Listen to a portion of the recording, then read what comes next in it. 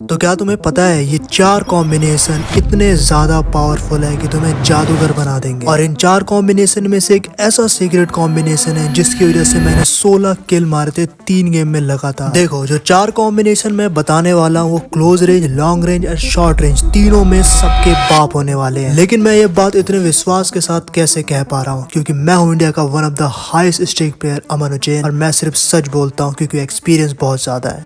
मानना पड़ेगा। Combination number 1 जो कि क्लोज रेंज में किंग होने वाला है। तो क्लोज रेंज के लिए जो सबसे बेस्ट कैरेक्टर होगा वो है तत्सुया, क्योंकि तत्सुया के पास इतनी ज्यादा स्पीड है कि फट से रश आसानी से हो सकता है। लेकिन रश करने के बाद एक ऐसे कैरेक्टर की हमें जरूरत है जो कि हमें जल्दी से जल्दी किल दिला सके। तो इसीलिए निकिता कैरेक्टर लगाओ। इसकी एबिलिटी बहुत सिंपल है। अगर तुम्हारे पास निकिता है और तुम एनिमी को मारते हो तो उसके ऊपर कुछ इस तरीके से साइन आ जाएगा 4 सेकंड के लिए। अगर वो 4 सेकंड के अंदर मेडिकेट मारता है तो सिर्फ 50% ही मेडिकेट लगेगी, यानी कि 80 की हेल्थ सिर्फ 40, जिसकी वजह से तुम किसी भी एनिमी के ऊपर आसानी से पहले डैमेज दोगे और रश कर दोगे, क्योंकि तुम्हें पता होगा कि वो मेडिकेट आधी ही मार रहा है, तो आसानी से किल ले लोगे। लेकिन अभी रुको, काम इतना आसान नहीं है। तीसरा कैरेक्टर तुम्हें ऐसा लगाना होगा जिससे बॉडी पे कम डैमेज आए। तो इसके लिए तुम्हें एक सबसे बेस्ट कैरेक्टर लगाना चाहिए, एंड्रू द फियर। अब तुम्हें मैं इसकी पावर दिखाता हूँ। लेफ्ट वाले बंदे ने एंड्रू द फियर्स ले रखा है और वहीं राइट वाले ने नहीं ले रखा, और डैमेज का फर्क तुम लोग देख सकते हो, जहाँ राइट वाले को ज्यादा से ज्यादा डैमेज पड़ रहा है और लेफ्ट वाले को कम। लेकिन एक शर्त है, एंड्रू तभी काम करता है जब तुम्हारे पास वेस्ट हो, विदाउट वेस्ट काम नहीं करता। तो इसी को देखते हुए अब हमें चौथा कैरेक्टर ऐसा लगाना होगा जो विदाउट वेस्ट भी डैमेज को ब्लॉक करे। तो एंड्रू द फियर्स के अलावा जस्टिन बीवर एक ऐसा कैरेक्टर है